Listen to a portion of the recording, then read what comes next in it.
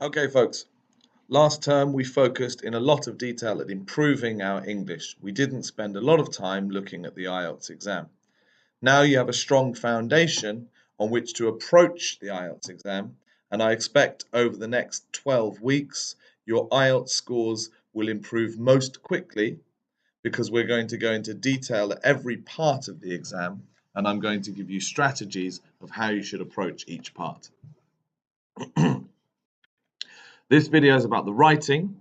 It's a paper which is 1 hour long, and as most people know, there are 2 tasks within it.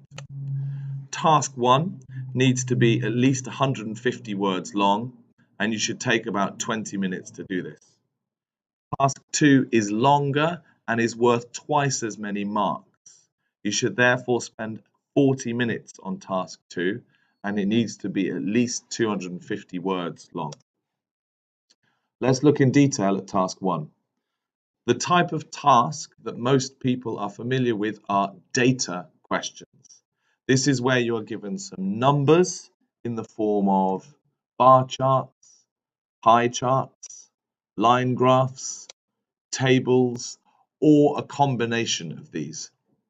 Your job is to summarize the information by selecting and reporting the main features. It's important to remember for these types of task 1 writing that your approach is similar for all 4 of them, but the language that you use for each of them will be slightly different. I'll be going into detail of data type questions in a future video. As well as data questions, you have maps and processes. Maps can be 2 types. You might be given one single map, and you will often have to describe and compare different locations on that map. You might also be given 2 maps, and that might be 2 maps of the same place at different times. Your job is to compare the place at different times and say how it has changed. You might also be asked to talk about a process, and you would be given, for example, images showing the process of production of a product in stages, and your job is to report the overall process and how it's done. Again, the approach for all different task 1s is similar, but the language that you need to use for the different types varies.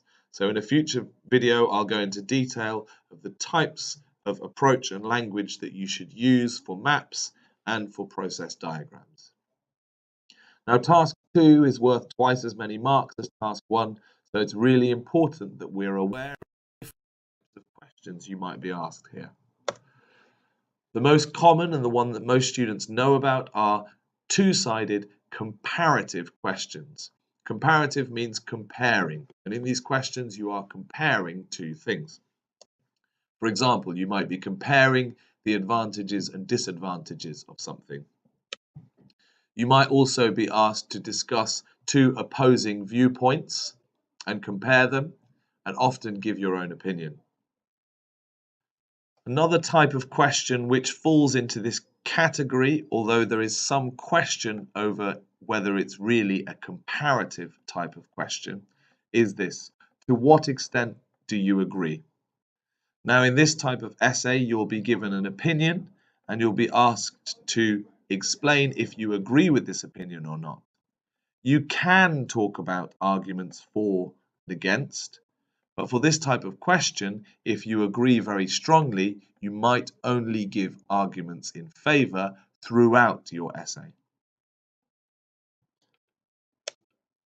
Less common question types are 2-part questions. Many students last stage test made the mistake of trying to write comparative essays when the question was causes and solutions. If you remember, the stage test asked students to analyze some of the causes and offer solutions for behavior problems in schools.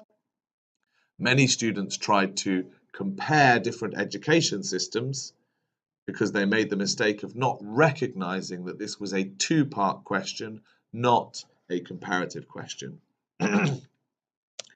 Another type of two-part question is a basic two-question essay.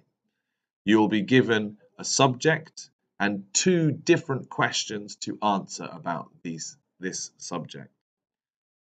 With all your task 2 essays, the approach you take to writing is similar, and I will be going into detail for this in a future video.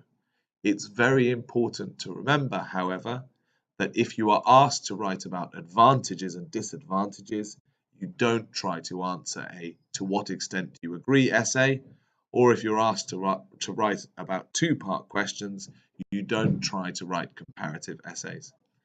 All of this I'll be going into more detail in a future video.